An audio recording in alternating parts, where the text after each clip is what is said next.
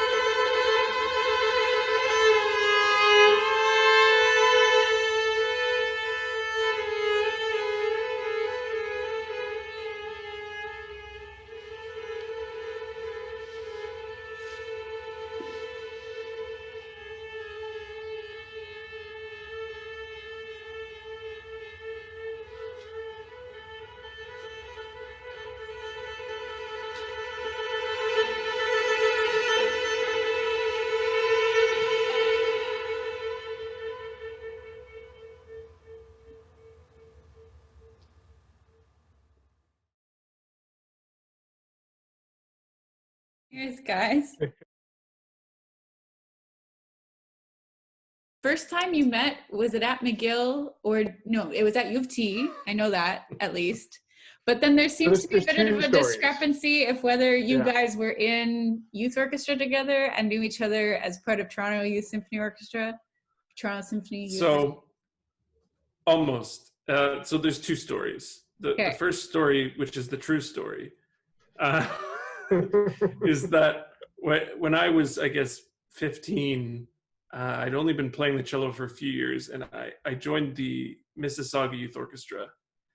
And I, of course, I don't know how I got it, because I could barely read music, and I was at the back of the cello section, and this guy here, I'm pointing at the screen like he's here, who's been playing since before he was born, was just flying around his instrument, and I just remember just sort of sitting at the back of the section and crying. So he didn't even register that I was a human being, because he was so busy playing Flight of the Bumblebee and Tarantella and whatever kind of bug piece you can think of. But where we actually became friends was at the University of Toronto. Amal, well, you can fill in the rest of this story. So I guess my best recollection of it is I went to U of T, and so I started that degree late because out of high school I went through some other stuff, and it wasn't until later that I decided to pursue music as a career. So I was like getting into my first year of my undergrad as a 21-year-old and like feeling really weird about that because like everyone in my year was like barely 18, scratching 18, and at that point that felt like I was 40 compared to like a 10-year-old or something like that, right? And then we had a studio class where everyone in Shauna Rolston's studio got to meet each other and play. And yeah, I think maybe the first class was a sectional. I can't remember. Probably not. I think it was just like everyone played for each other. Everyone played for each other. I do remember you leading a sectional though. Oh, that's terrifying.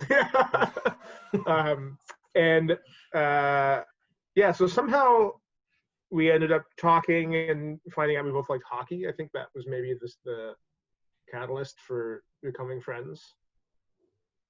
But secretly, I still hated him a little bit. Yeah, you apparently remembered me somehow. You knew who he was, like no questions asked. No questions asked. I knew who this guy was. Yeah. And he like proved that this was a legitimate thing. I think your mom found an old MYO program. That's right. With both our names in the cello personnel. That's Mississauga Youth Orchestra. Yeah. So for people who don't know, Mississauga is a suburb of Toronto, just a little bit west of Toronto. And so I grew up in Mississauga. Brian grew up in Etobicoke, which is between downtown Toronto proper and Mississauga. And so I guess for kids in Etobicoke, you had like a couple of choices of youth orchestras you could go into. There was the Toronto Symphony Youth Orchestra and the Mississauga Youth Orchestra. And then if you wanted to go farther out, there was the Durham Regional Orchestra as well.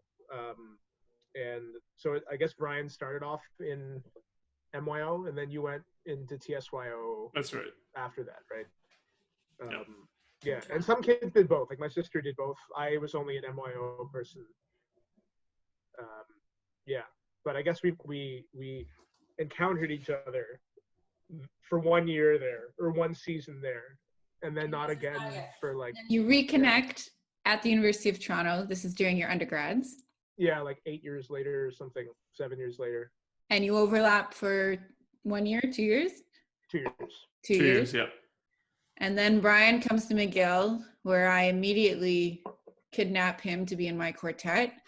And and then Amal comes 2 years later. So unfortunately, I miss Amal, but I hear that, he's this great guy, and I end up meeting you anyways through all of our 500 mutual friends. And then when does VC2 actually take shape? Like at what point was there a defining moment? So you had this gig where you're supposed to sort of do the two cello thing, but then was there like a conversation somewhere over like beers at a bar or something where you guys are like, let's actually see if this will work. Let's try it. I mean, I think that kind of happened at that very event. Like we sort of played, and then we noticed like this sort of energy, and luckily the event went on, and we were able to have some food and beverages there, and so we kind of were discussing it. We're like, wow, this could be a thing. And so that was in, I guess, June of 2015 was when that happened, which so was after you graduated from McGill. Yeah, basically we both at that point ended up back in Toronto. Right. I had started a doctorate, I guess earlier that year, and Amal had started his studies at the Glenn Gould School. So we were both here, and basically, that event was the catalyst. And then sort of over that summer, I was doing some research into cello pedagogy and stuff, and we found some of these duos. And so our first concert was in October 2015, where we played at a music hall called Burdock, which is actually a brewery slash music hall in Toronto, and we had a pretty packed house for that, and so we were like, oh well, this could be pretty cool, and that's kind of where it all started. So maybe you could say it either happened just after that first gig, or maybe just after our first official concert, that we kind of, and we had a few other different names for our ensemble. Like we weren't called VC2 right off the bat. We went through like Dos Cellos and Dueling Cellos and VC Squared, which eventually we realized the math didn't work out. So that became VC2. Yeah, VC Squared was quite short. Nerdy friend was like, the squared doesn't actually work in this Oh.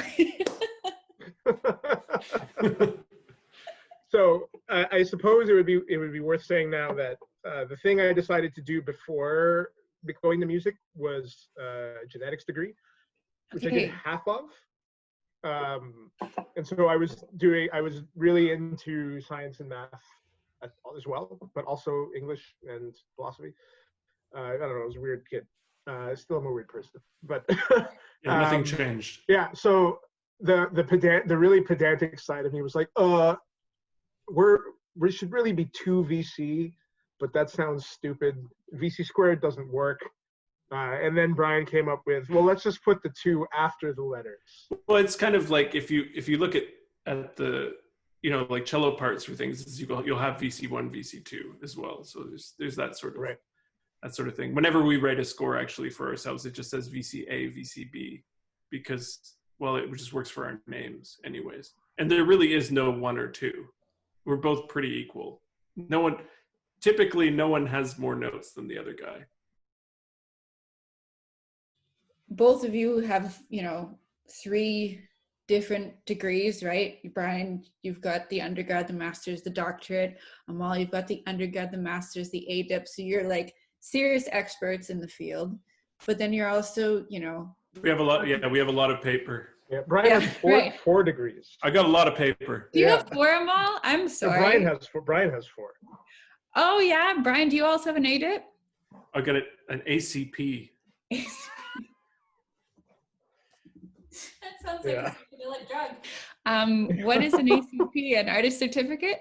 It's not a PCP. It's an advanced certificate in performance. Nice. I don't really know what that means, but it means you're a very advanced performer.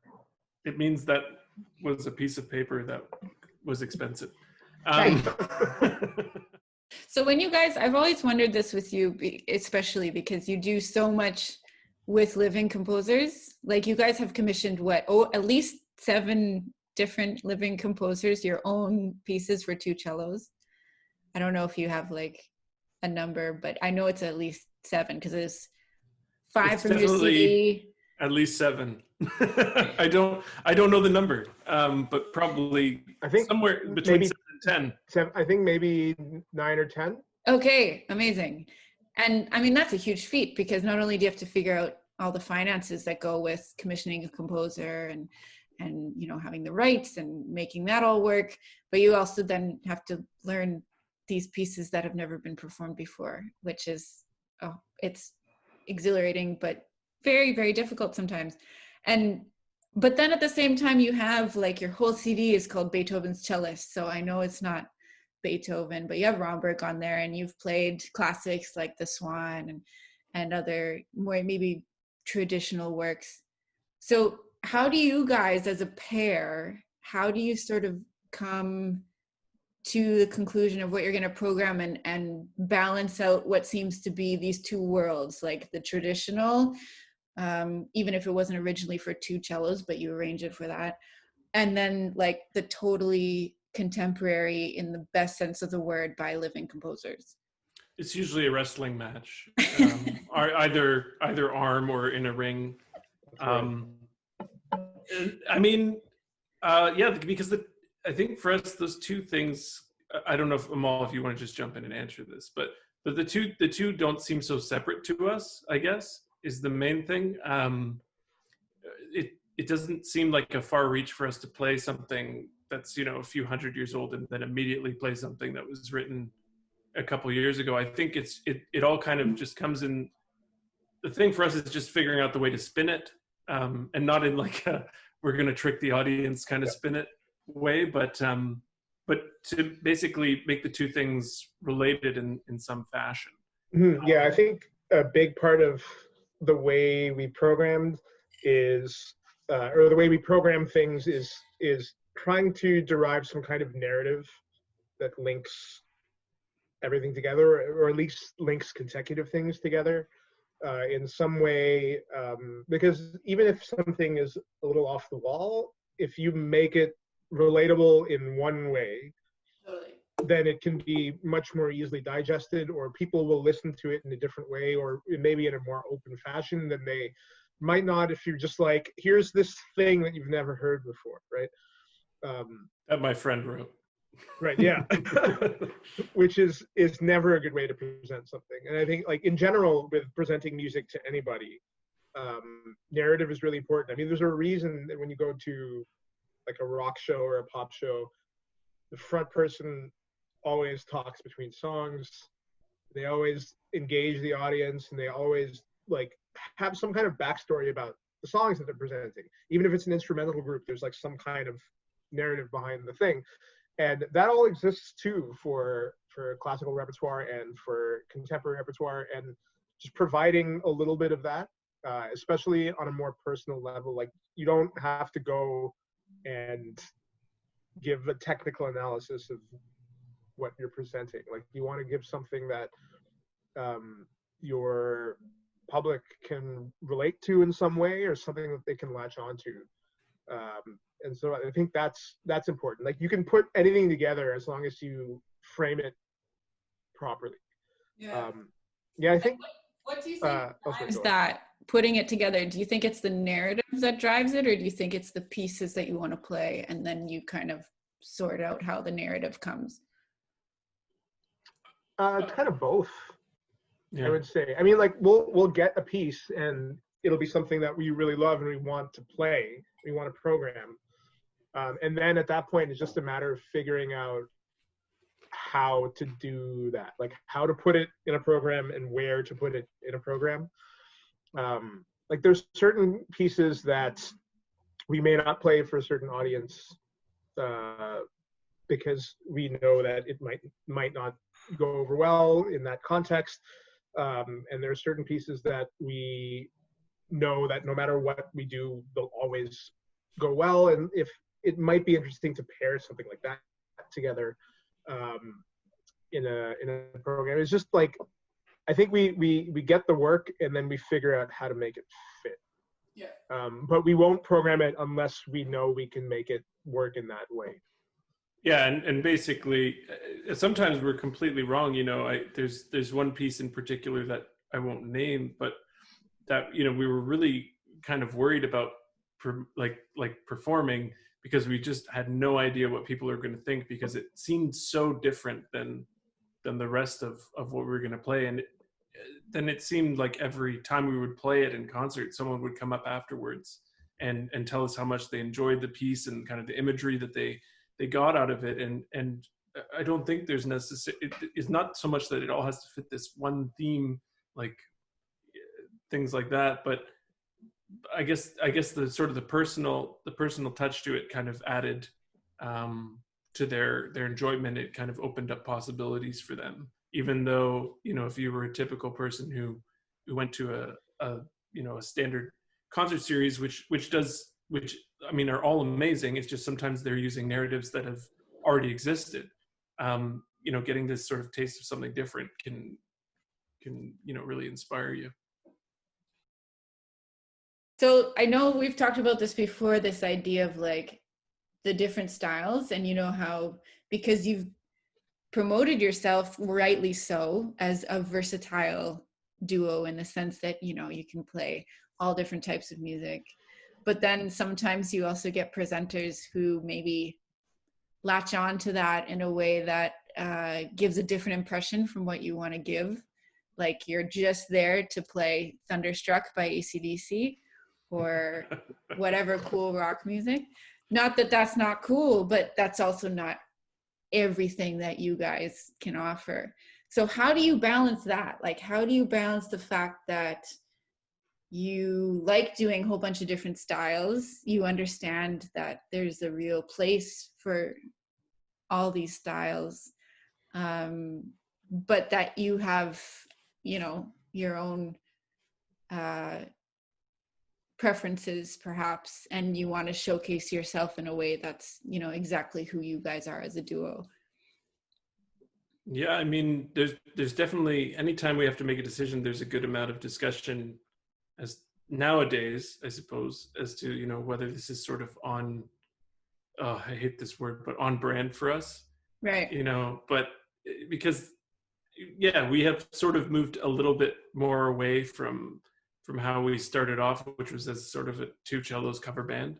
I mean, we do still do those events, and we select them very selectively, but we're very selective with which of those events we play. Select, if you will. We select the selective events. That's right. And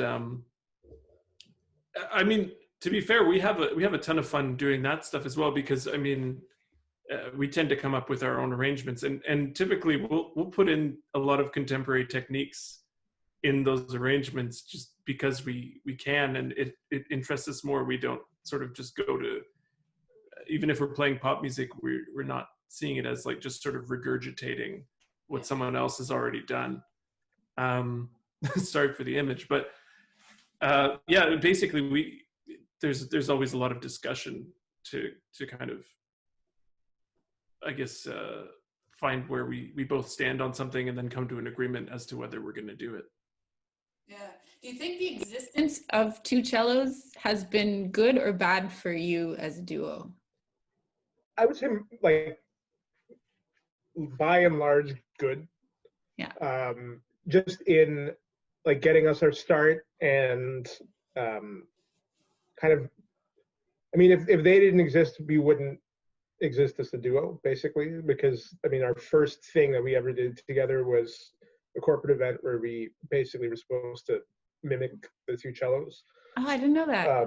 Yeah, and we did a bunch of those, and like we still will do a couple every now and again, like Brian said, but we're now more choosy with what we will do or not do. But I'd say overall it's been good. I guess it can get a little bit, looking for a good word here, fun when people continue to compare us to them in some way. But because I mean, what we do now is very different from what they do, and like, not to take anything away from what they do, because they do their own arrangements as well, and they're usually really good arrangements. Yeah, they're actually quite difficult. Yeah. In the broad scheme of their repertoire, there's some really hard stuff. Mm-hmm. But like, we don't want to be known as those other guys that do the pop songs, right? Right.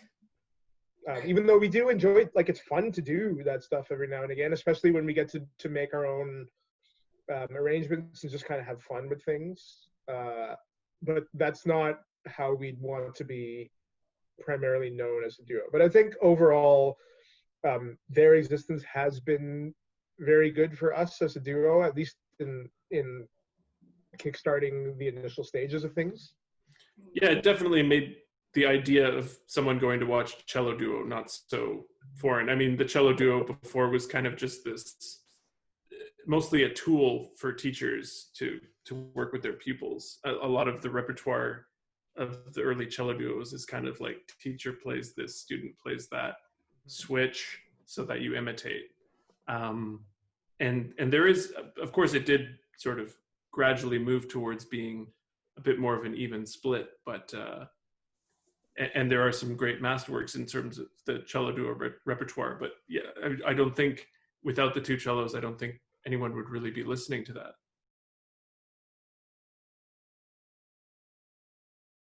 I mean, it's definitely fluctuated for me. There's been some days I've just sort of, I mean, I've been doing a lot of teaching, but aside from that, like, I guess, digging into some repertoire more in sort of like the etude world of things that I've always wanted to kind of get into. So like I'm really recently like kind of doing a bit of a deep dive into like the Popper studies. Oh my God, and Brian. how many studies I mean, there's 65 studies total if you take the high school and you add it to the two other works he added later.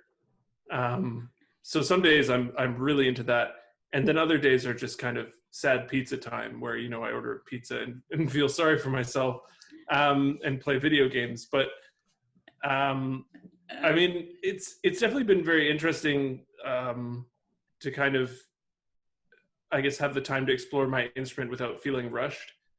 Yeah, totally. Do you find when you're practicing Popper for anyone who's watching and doesn't know, cello is basically like, if you can master all the Popper studies, you can basically master anything on the cello. They're known to be extremely technically difficult and demanding.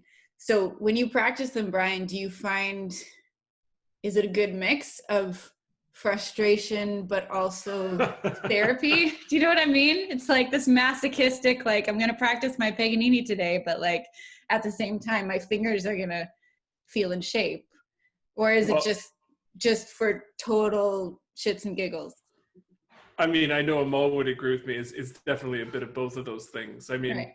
It's so satisfying because you're really getting a better sense of the geography of the instrument. I mean, he really, over the course of all those studies, I think you probably play every conceivable note on the instrument, either natural harmonic or whatever. But yeah, it's definitely, there's a lot of sort of stepping on landmines and getting burned and you get a little frustrated. But I guess that's what's nice about this time is it doesn't feel so immediate. There's no need to prepare it for a lesson. It's just time to explore it, really. And I know just as we were on tour, actually, we found that there was a guy who had written a second cello part to all of his 40 studies from the high school. So it could be a goal for us going forward to try some of these, because they sound like beautiful pieces of music when they're put in that context instead of just torture. Yeah, totally. It's weird, hey, how that change in perspective as soon as I find it also happened when I wasn't maybe in school, that all of a sudden everything I did in a practice setting, I mean, unless you're really down to the wire, but you do it for your own benefit. You don't do it to please anyone else. And this is like the extreme of that, because you don't even do it for an audience's benefit in this case. I mean, maybe eventually, as you say, hopefully we get to hear it. But regardless, it's like such a gift to be able to just sort of play the music for yourself and then see where that takes you, because then you're more clear when you have the opportunity to perform what it is that you want to present. Yeah, definitely. Yeah, I completely agree. Yeah, well, I'm very inspired by you. I have to say my Paganini book still has a lot of dust on it right now, but that's okay. You know what helps is making other people play them as well. That really has helped me motivate it. Like your students or like yeah, exactly. Oh no, I don't force them all to do anything. That's awesome. Yeah, no, I mean, yeah, like basically getting to explore it with my students as well. It makes it really interesting, and that's also something we've been doing as a duo a bit, sort of during this hiatus. This performing hiatus is we've been working on some new arrangements, and so I've been also, we haven't been able to really work on them so much together. I'll kind of test them out with some of my students, have them, we'll kind of figure out the kinks. And they get a kick out of it because they're playing something that's not brand new, but a new take on something. Yeah, totally. Amal, are you also working with students these days, or are you? Yeah, I'm still teaching. I'm still teaching a little bit. I don't think I have quite as many students at the level of the Popper studies as Brian might. I think most of mine are in the late beginner, maybe getting to early intermediate phase. And it's kind of interesting because for most of them now, it seems like these lessons have taken on more of like a quality of life thing as necessarily opposed to like teaching them a new skill kind of thing. Like there are a few students who have said like, oh, this is like something I look forward to at the end of the week to break up the monotony of the day, because I do have a lot of adult students and a lot of adult students who are working from home and who are also parents with young children. So they're like juggling all this stuff, and the lesson ends up being more of like a break from that and something they get to enjoy. And so I find like I'm still trying to keep a balance of teaching them something and being somewhat rigid in the same way I would if we were having in-person lessons, but also trying to be more flexible and lenient with certain things, and just so they enjoy the time. Because I mean, while Skype lessons I find they can still be quite effective, there isn't really a substitute for in-person teaching. But I also find for myself, it's like Brian said, it's really nice to be able to practice without having like a solid deadline or a solid goal. Yeah. And I found that I was practicing more. I mean, obviously it's gone, there's certain days or times where I'm just like, I don't want to do anything. That just happens in general. Yeah. I mean, kind of, yeah. But I definitely noticed that I was practicing a lot more when I didn't have kind of the stress of a deadline looming in the near future, which I found a little bit weird to me. But it felt a bit more like relaxing and therapeutic, and I didn't feel like, okay, I need to like master this thing by the end of the day, otherwise I'm screwed for this rehearsal coming up or something like that. Yeah, I mean, it's good. It's been good, and I've been slowly learning stuff on the side of music production and figuring out how to use Ableton and a bunch of other things like that, with the hope of getting more into the creation side of things. I don't know how successful that will be, but yeah, it's a start. Yeah, do you mean creation in terms of your own original compositions, or do you mean in terms of the medium that you would give a performance, creating a different sort of, whether it be a virtual medium or whether it integrate different video with picture with audio through these different platforms? More of just my own original music, I guess. Not necessarily in the classical idiom, but just something. And it's kind of a slow process, especially because most of it so far has been assembling a workspace, because I didn't really have that to begin with. Like I don't have like a dedicated desk. Yeah, I was gonna say, you have a desk now? I do have a desk now. It arrived this morning, and I assembled it, and I'm sitting at it right now. Wow. Yeah. And I have a few other things on the way, some studio monitors and some other stuff. And oh, I thought you were gonna say a chair. I do have I have two chairs in here, although my cat has claimed one of them. She's not in it right now, but she's kind of taken that one over. Yeah. Yeah. But yeah, so I mean, that's kind of occupying my days. And then like the occasional concert opportunity comes up through some of the new music organizations that I've worked with, but those are still few and far between because there's only so much you can really do. And I think it's difficult now because there's just so much content being produced and put out. And then especially when you have organizations like the Berlin Phil giving away their entire digital concert hall for free, right? When you have choices like that, it's hard to kind of stand out in terms of putting out your own musical content. And so part of that is also figuring out ways to make yourself continue to be visible, but in a way that stands out or is a little bit different from what else is going on, because there's only so many collaboration videos that people can digest in one sitting, right? Or in one day. Yeah, totally. And I think that also because everyone's working from home on their computers, whether they're going to school on their computers, doing their job on their computers, or just spending more time watching Netflix on their computers, it's tricky to not be able to offer them the distraction of a live performance that we normally can offer, which is away from the home and away from the computer. And it's tricky to have to compete with everything else they do on the computer now via virtual performance. But that being said, I mean, it's been interesting how still seeing live virtual performances have this kind of extra meaning, maybe because it's the depth in the music. Maybe it's just because it's music in itself, and it's, you know, I don't know.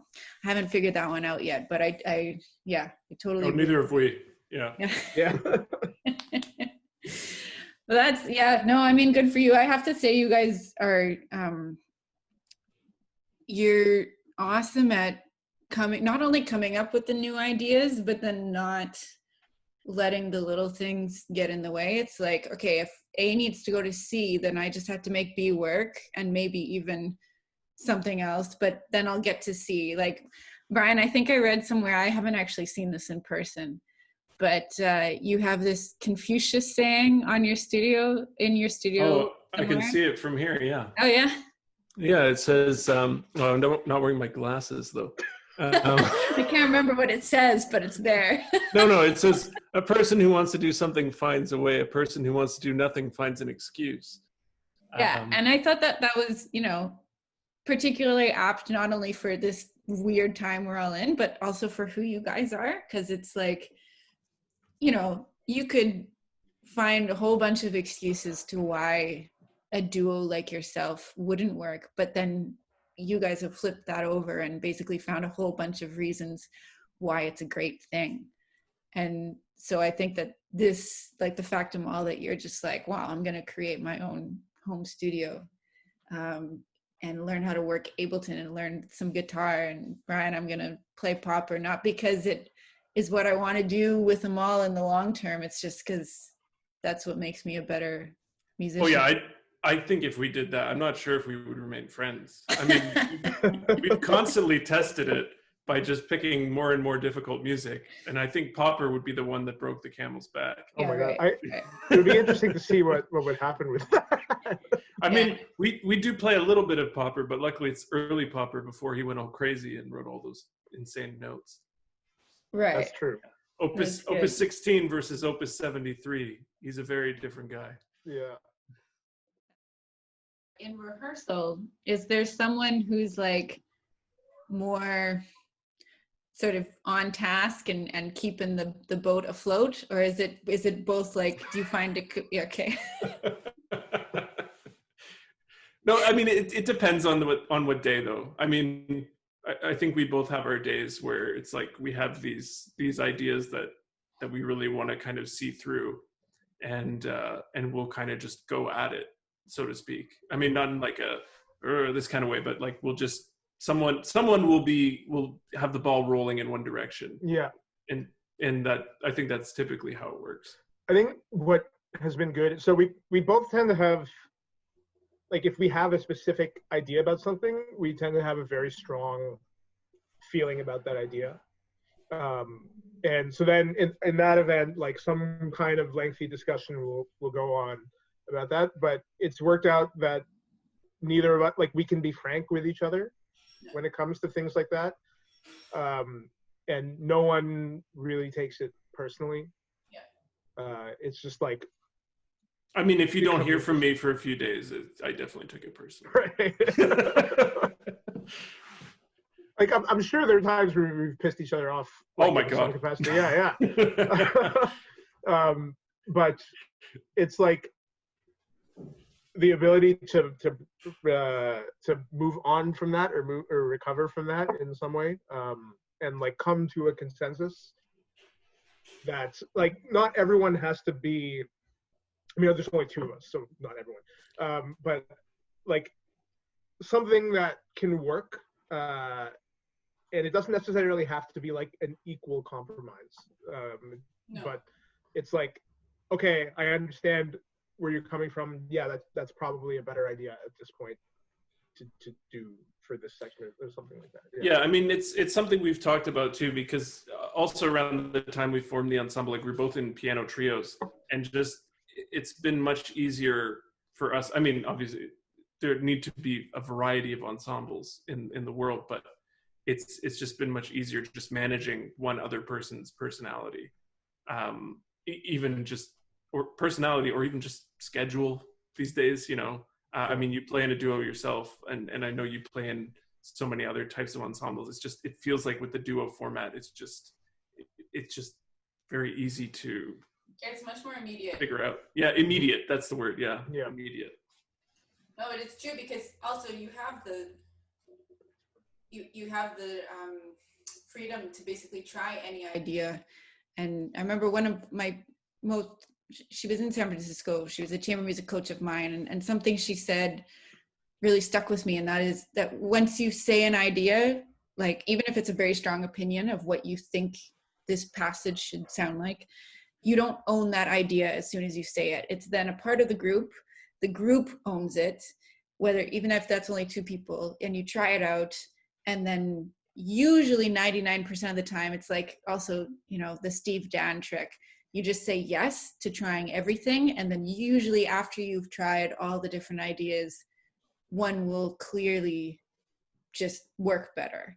And as you say, Amal, that means that you don't always have to find a compromise, because that compromise could in fact be a compromise to the quality too, if you know. Yeah, I mean, like there's a really specific example recently. So we did a live stream a couple of weeks back for the NAC Performs thing. And Brian had worked out a new arrangement for the Gigue movement of the first Bach suite. And like I was getting really adamant about like a certain tempo for thing, and I had like recorded a part at a certain tempo, and we had like a long back and forth discussion about it. And eventually I was like, okay, yeah, I'm wrong in this situation. Yeah. It sounds much better. Like it works much better at this tempo that you proposed. So we should just do it that way for this. Right, but it was important to have the conversation. Right, exactly. Yeah. Because it was really, in that case, not so much that your tempo was wrong. Wow, it feels like we're having a therapy session here. Yeah. But wasn't that your tempo's wrong? It's a perfectly good tempo. It's just by creating this new thing, by creating a second part on top of an unaccompanied piece, it becomes essentially a new piece. So the tempo has to reflect those changes. Yeah, and in the context of what we were doing, what I had in my head didn't really work for that situation. Right. And for that new, basically, yeah, like Ryan said, essentially a new piece. It wasn't really the same thing at that point. So would you agree? You don't have to by any means, but like I would say that that's a sign of a good ensemble, for the fact that you're able to be super honest with each other, and you don't feel scared to voice an opinion, even if you're unsure about it, but you just, you know, think maybe you should try it this way. And then the fact that most importantly, you're allowed to admit, you feel comfortable admitting when you're wrong, and it needs to, or not wrong, but just not as successful as the other ideas. Yeah, I mean, I would agree that that's definitely very important in a successful ensemble, is just kind of, I mean, everyone uses that expression, like check your ego at the door. It's like, just try it all and figure out. I mean, inevitably you're going to try a bunch of things that don't work as well, but you'll all come to an agreement of what doesn't work. And it might just take a really long time to sort out what does work. Yeah. I mean, I think that's the biggest thing is like, you can have your strong convictions about something, but it's important to not be married to a particular way of doing things, and to have an open mind when you're going into these things. And I mean, that can be difficult as a musician who has strong ideas about the way certain things should be done in your own mind, or whatever, what have you. But it's not just you at that point, right? Like, you're working with other people. You're working with another 1, 2, 3, 4, however many people. And everyone has their own valid ways of approaching things. And so it's important to remember that all of it is valid, and you can't just discount something, Yeah. right? Yeah, totally. In rehearsal, who's more neurotic about intonation? Okay. Who's more, let's say, in love with the metronome? I don't know. No, I think that one goes back and forth. I think that goes both ways. Yeah. Yeah, that one goes back and forth. Who's more likely to leave something at the hall on tour? And who's on tour especially, but maybe just in general, who's more into good food, like finding that good place to eat? I'd say that's a team game. Yeah. That's always a big debate. If you want to talk about discussions in rehearsal, the food discussion is always takes some time. It would like consult Yelp, like text a friend. It's like Who Wants to Be a Millionaire, except just finding a place to have lunch. Yeah. Okay, last one. Who's more into hockey and who's more into baseball? So who's more into hockey? Don't fight. You're in separate room. I mean, that one, I feel like Amal has like a really big back catalog of hockey knowledge. I feel like I just know a lot of numbers. Like when it comes to like name, like we typically hockey trivia is like the one thing we debate the most. Yeah. And like it always ends up with someone having to look something up.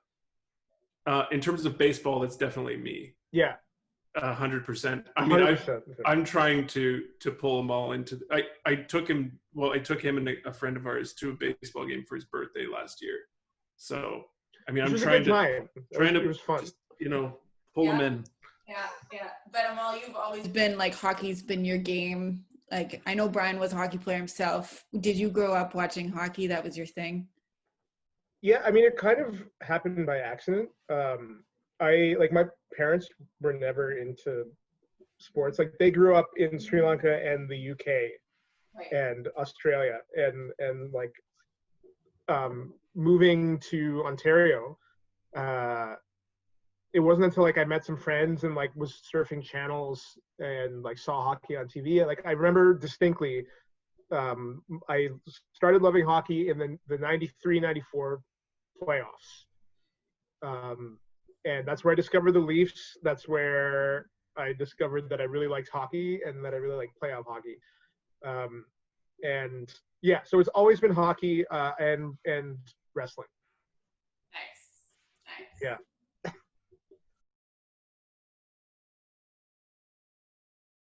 It's called Verspielt, Which means which is German for playful, right? Essentially. Yes. And it's on our Bandcamp, which it looks like you're looking up the link for it. Yes. I think. Yes. Which I think is bandcamp.com. Sorry, Bandcamp, VC2celloduo.bandcamp.com/releases. cool. I can put that on the end. And Yeah. Yeah. But so that EP is a series of tracks we recorded last year with the same engineer who did our debut album, and it's a lot of really kind of quirky classical favorites. It's a pretty lighthearted release, and so I think, yeah. Lots of Bach, Beethoven, Haydn. Yeah. The Godfathers. That's right.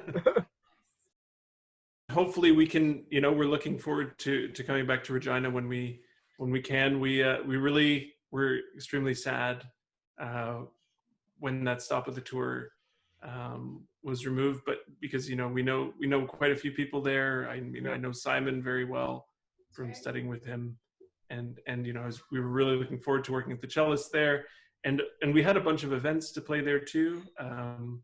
So we're looking forward to whenever we can get back there to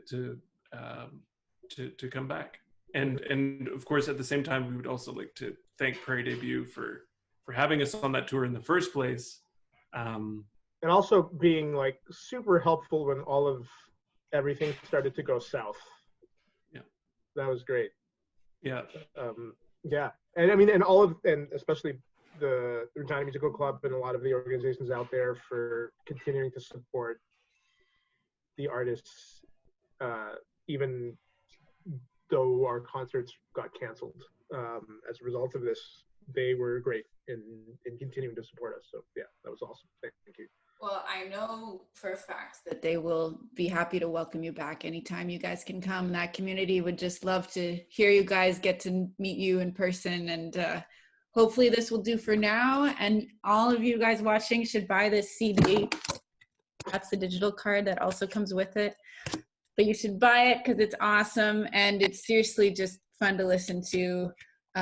It's got 5 pieces on here that were written just for these two. Plus the sweet version of the Romberg Sonata. So check it out. And we have a new one as well that we just released.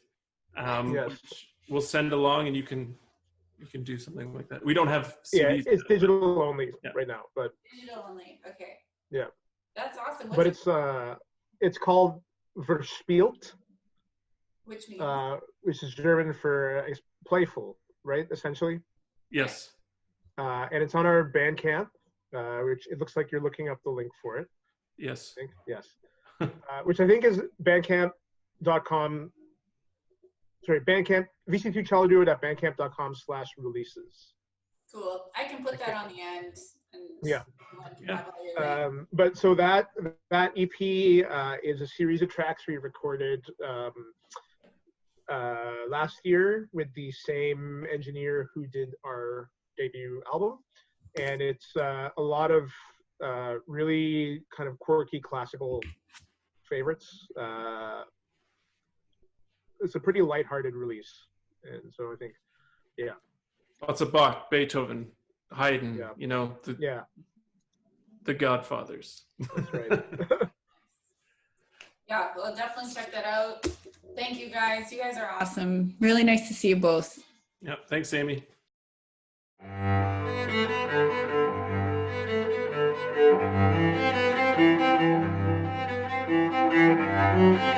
Thank you.